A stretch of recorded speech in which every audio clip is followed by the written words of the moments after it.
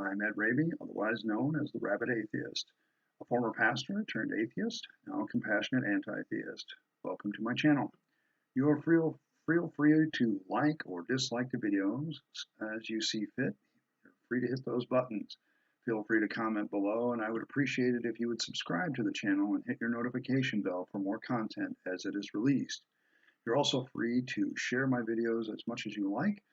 Uh, just, you know, trying to grow my channel, and we're still got a long way to go to monetization, but I appreciate every like and every subscribe and everything, and make sure those notifications get set. The most important thing though is to watch the videos and give your commentary on them, because that allows me to improve and continue to improve the channel. We're continuing on in our series here called The Ten Commandments Suck. And this is part 5, and I'm going to deal with Exodus 20:17 today, and possibly start to introduce Exodus 34, which is the actual list of 10 commandments. It's called the 10 Commandments, although when you read it, it's kind of hard to figure out which commandment we're talking about. Plus, there's some introductory remarks that make Exodus 34 a little bit problematic. So we'll get there. And we'll see how far we get today. I'm trying to keep these videos at about 20 minutes and try to keep them as informative as possible. But as we go to Exodus 20, verse 17, I want to remind everybody that my point in all of this is to show to you that the Bible and the Ten Commandments are not, I repeat, not a good basic for ethic and moral behavior. They leave a lot to be desired, and there's been a lot of missing parts that I've already pointed out in this series, which I will link a link above my head to the entire series so that you can go and watch everything from the beginning if that is your desire. I'm sure you can still get something out of this video without going back to the beginning, but it's always helpful to look at every video in a series in context, so I'll leave that link above my head. So here we are, Exodus chapter 20, verse 17. You shall not covet your neighbor's house. You shall not covet your neighbor's wife, or his manservant, or his female servant, or his ox, or his donkey, or anything that belongs to your neighbor. Now, this is where the Ten Commandments, in my opinion, goes completely off the rail. And the reason is we're dealing with, at this point, thought crime. We're dealing with the idea of coveting. Coveting is to desire something that belongs to somebody else, either to the point of trying to obtain that for yourself, or to attain something like it for yourself. The first, I suppose, might be a motivation. The attempt here, a lot of theologians and everybody says, is to get rid of the motivation for the other sins in the first place. You're not going to steal, you're not going to kill, you're not going to bear false witness, you're not going to commit adultery if you don't covet other people's things in the first place. And I suppose a good case can be made for that to a point, except coveting is really something that is very thought related. To have a desire does not necessarily constitute evil, at least in my opinion it doesn't. And I think most people don't have a problem when you look at something that your neighbor has and said, that's really beneficial to them, I should have one too. I don't think that coveting, when I look at it more and more, is really that big of a problem. I think the understanding, that people need to have when they're going after things that they desire and things that they want is that perhaps they should really work on being self-reliant in that pursuit, and the fact that they attain something that is their own for themselves. And I think they also should work hard to get it, not necessarily steal it or kill for it or anything like that. But that's a morality that, as we pointed out in the last video, that anybody can have and many law codes possess. So what we're really dealing with here is thought crime. And this is not unusual even later in the New Testament, because when Jesus talks about some of the Ten Commandments, he deals with motivation of heart too. He sits there and talks about if you lust after another woman in your heart, you've committed adultery, or if you're angry with your brother, you've already murdered him. I think my real problem with this is now you've created a standard so high that nobody can help but sin. Now, as I pointed out in my 4 theological objections to Christianity series, sin, in my opinion, is made up by the Bible. And so, therefore, you have to take that idea with a grain of salt. But here we have this idea of let's make the standards so high that nobody, and I mean nobody, is going to be able to escape it. And by so doing, we can make everybody feel guilty. Everybody's violated the commandments. And so therefore, everybody has to participate in this system that we've created for atonement. If you're going to create a government body that is essentially a priesthood, this would be a great way to do it, because you're now using the group dynamic of priesthood, saying, listen, we got to have a reason for all these people to come here. They may not kill somebody, they may not steal, they may not sleep around with their neighbor's wife. They might be honest on the testimony stand and have great devotion to God. So, how do we get such people to participate in our system and thus offer the sacrifices so we can eat, thus offer up their tithes so we can have money to spend on our stuff? If we're going to play the con game card, the best way to do that, in my humble opinion, is to make a standard so high that nobody can escape trying to do restitution for it. And who are they going to do restitution with? A priesthood, a clergy of some sort. And the best way to do that is to make thoughts, make emotions a crime. How can you want to escape from their own thoughts and desires and emotions? It's not really all that possible. And this commandment literally makes it impossible not to sin. There's just no way. If this was the standard, even in the Garden of Eden before the fall, you would have a problem as soon as there were people around. Because sooner or later, people are going to desire what they see in others. And desire in and of itself isn't a sin unless you have this commandment. And now it becomes a sin. My largest problem with this commandment is twofold. One, there's a thought crime aspect to it. And two, I think it's a great way to manipulate and control people through guilt if you make them guilty over what they think and feel. And I'm sorry, that's just manipulative as hell. It is just wrong. Okay, it is just wrong to sit there and say you are a bad person because of what you think and desire. If a person isn't harming anybody with their thoughts and desires, why are we going to criminalize them? Because if we're going to say that this is a basis for law, then this is completely antithetical to the ideas of, say, the United States' Bill of Rights, which says everybody has a right to free speech, they have a right to free thought, they have a right to express those opinions, they have a right to pursue their happiness as they see fit. None of that jives with the commandment here, the 10th commandment in Exodus chapter 20. There's just no way to escape the fact that the two of these things don't line up. But let's go on in the commandment because there's some further problems. Because the next line is, you shall not covet your neighbor's wife. Now, I've heard a lot of Christian apologists try to get around this. Well, that's your neighbor's spouse. No, it's very specific. And there's a reason why your neighbor's husband is not mentioned. First of all, the commandments, I don't think, were designed to address women except indirectly. Women are not up to the equal status of men in the law, and that is fairly clear with a very plain reading of the law.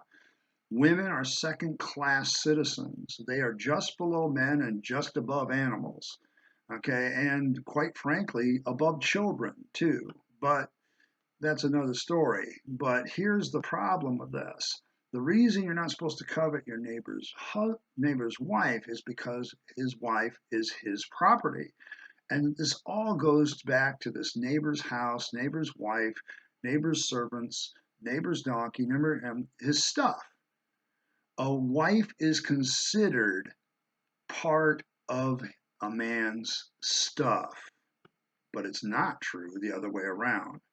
And you don't have to read too far into the Old Testament law before that becomes clear as crystal.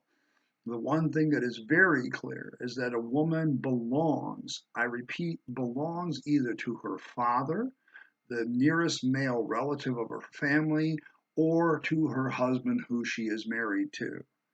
The whole idea of the dowry is this, is that a man is paying a monetary price to buy his bride, who he then owns.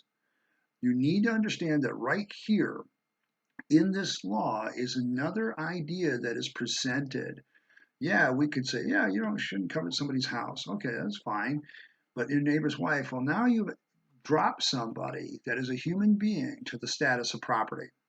And this idea goes all the way through. And here's the next part, reinforces the idea of ownership of other human beings, nor his male servant or his female servant. Whoa, wait a minute. Property again? Yes, absolutely property. We need to understand that, the NASB makes it real kind by using the word servant here, but I'll bet that the Hebrew word is slave.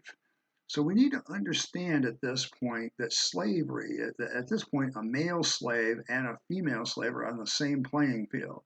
They are property of their owner, and therefore you shouldn't covet them if they're owned by somebody else. What we're saying here is that human beings, male and female, if they're slaves, are also property and not truly human beings, not entitled to the same rights as a Hebrew male. And this becomes very clear in this coveting command. It is pretty crystal clear, and it creates a massive problem for moral discussion, because now we have elevated Hebrew males to be the true status of free.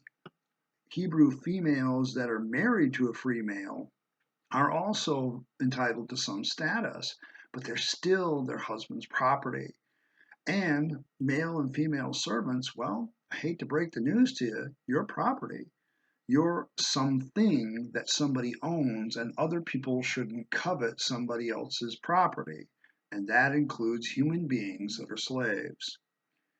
And then, of course, it goes on to ox or donkey or anything else that belongs to the neighbor. But the fact of the matter is, people, wives, male slaves, female slaves, are all put in a category known as property, equally as property as the neighbor's house, as his ox, his donkey, or anything else that belongs to him. So, what implication does that have for morality? How can we say then that the Ten Commandments gives us a basis for morality when part of that basis is to be able to declare certain human beings as property rather than people? I don't think you can do it. At that point, you are allowed by the Ten Commandments to look at a human being and say, man, those people should really be the property of somebody and shouldn't be running their own life. Sorry, it opens up a whole ethical can of worms when you say that human beings can be the property of somebody else and all their rights are stripped away from them. This is not a good standard for ethics or morality at this point, on the multiple grounds of we're talking about thought crime here, and we have diminished human beings to the status of chattel. They're no better or worse than oxes. They're no better than worse than asses. They're no better than worse than your neighbor's house or any other piece of property that he has. They are right there at the same level as all those other things. That is not a basis for good morality, because you now have said that certain things can be done to them that can't be done to somebody who is free and who is not considered to be property. Those people have extra rights, but the people that are considered to be property, whether some man's wife or his servants, well, they're not accorded the same respect or the same rights, because they can be traded like anything else can be traded. They can be sold like anything else can be sold. And they can be put down like any other animal can be put down. Now, a lot of people don't like that thought, but that's exactly what happens in many cases. A slave could be beaten under the Old Testament. If they were a Hebrew and died, then yeah, there was some restitution that be made. But if they weren't Hebrew and they died, well, that's a loss. That's on you. It's no better or worse than beating a horse to death at that point. Sorry, true. And this really isn't a good basis for morality. Well, that ends Exodus chapter 20. I have a little bit of time left. So I'm going to kind of introduce Exodus 34 here. Now, the reason I'm doing all the three major parts of the Ten Commandments is there are some differences in them. And in this particular case, as we switch from Exodus 20 to Exodus 34, there are major differences. But there's also something else that's kind of weird about this set because it isn't as advertised. And what I mean by that is when you get to Exodus 34, what we have here is you need to remember the story. After Moses gets the Ten Commandments on Mount Sinai, the first set in Exodus 20, he comes down from the mountain only to find the people of God worshiping a golden calf. So he shatters the golden calf with the two tablets that he had the commandments on. And so at that point, those Ten Commandments, the original ones, written by the finger of God, are destroyed. And so with that happening, suddenly there's no set of commandments. So we get to Exodus 34, and this is what the story begins to tell us. It says, Now the Lord said to Moses, Cut out for yourself 2 stone tablets like the former ones, and I will write on the tablets the words which were on the former tablets which you shattered. So be ready by morning and come up to the Mount Sinai and present yourself there to me on top of the mountain. No man is to come up with you, nor let any man see anything anywhere on the mountain. Even the flocks and the herds may not graze in the foot of that mountain. So he had cut 2 stone tablets like the former ones. And Moses rose up early in the morning and went up to Mount Sinai as the Lord commanded him, and he took the 2 stone tablets in his hand. The Lord descended in a cloud and stood there and called upon and as he called upon him. And the Lord passed by in front of him and proclaimed, the Lord your God, compassionate and gracious, slow to anger, and abounding in loving kindness and truth, who keeps loving kindness for thousands, who forgives iniquity, transgressions, and sin, and yet he will by no means leave the guilty unpunished, visiting the iniquity of the fathers on their children and their grandchildren in 3rd and 4th generations.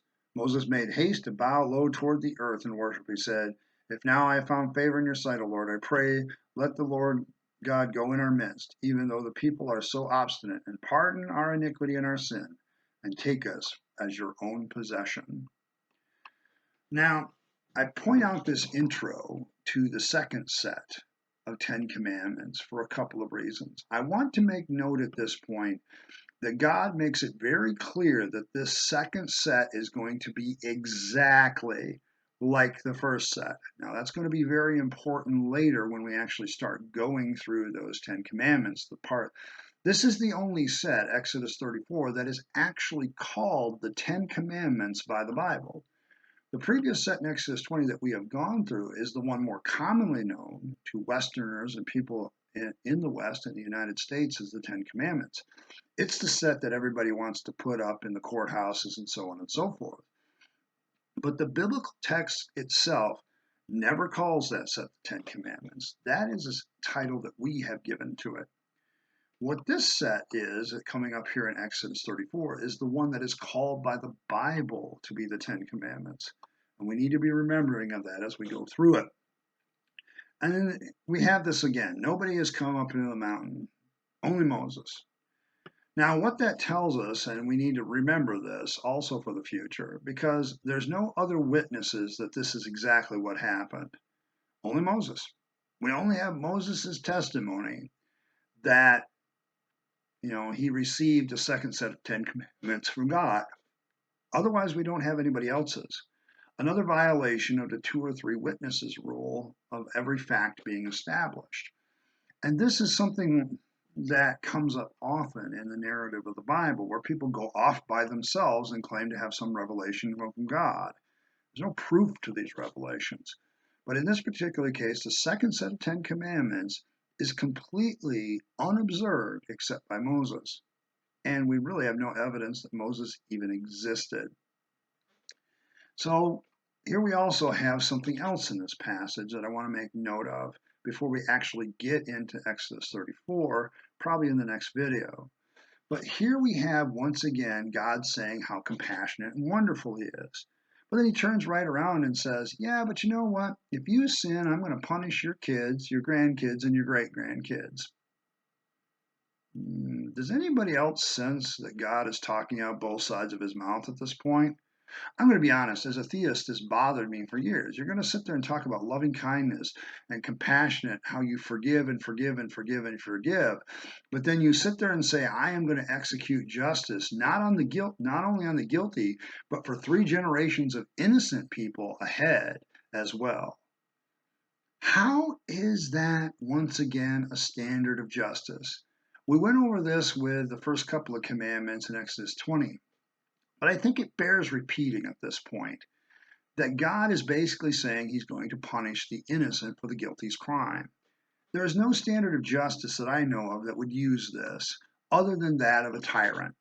And I continue to maintain that the 10 Commandments, including this second set, is the greatest case of the fact that these commandments are written by men and have nothing to do with God.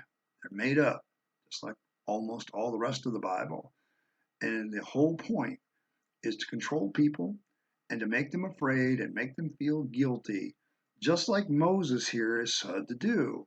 He bows himself and prostrates himself before God. If I've been found worthy in your sight, Lord, please go into our midst. I know the people are obstinate and sinful, but pardon our iniquity and take us as your own possession. And there we have it again. The idea of one being owning another being as if they have that right. It's all through the Bible, friends. This idea of obedience to point of ownership of you by God. It's all over. And there's nothing moral about one being who wants to absolutely own another. Nothing moral at all. I want to thank you for watching today. We'll pick up Exodus 34 and start actually going through the commandments next time. I want to thank you for watching, and I appreciate every comment and every like and every subscribe. You do me good in my heart more than you know, even when we have some discussions that have been taking place where I've disagreed with people. It's been civil, and I appreciate that. Comments do have a way of influencing and determining the content on Friday. Please, I will respond to every comment when I can. I eventually imagine that someday we'll have so many comments, I'm just going to basically do a video that says I can't respond to everything, so I'm just going to respond on Friday videos and get the basic tenor of everything. You can ask any direct question anytime if you're looking to understand something. And you can also suggest things that you would like me to do. I'm always open to suggestions on where the video channel can go. Just remind yourself that my expertise is biblical studies, theology, ministry, and political science. And I also have some expertise in international trade and economics. So just keep that in mind as you ask something. You know, I'm not going to give you a full quote unquote super expert opinion, but in those areas I can at least give you a knowledgeable one. Videos are uploaded on Monday, Wednesday, and Friday. There's no real set time for that, and there's a reason for that because I have to keep my schedule flexible because I do work for a living. One thing I won't tolerate, once again, is name calling, and I've been very pleased that everybody has really abided by that rule so far. There's been at least 1 or 2 good discussions in the comment section, and everybody's been very respectful and very honorable and truly there to discuss the issue, and I appreciate that's the kind of community I'm looking for. I don't care if you disagree with me, just don't be disagreeable and don't be, well, an asshole. Be sure to like, subscribe, and get your notifications. That really helps out the channel, and I appreciate that. And hopefully, someday, one day, perhaps, I can convince you to be a rabid atheist like myself. In the meantime, this is Ed Raby, the Rabid Atheist, signing off. I thank you for coming by. Have a good day. Goodbye.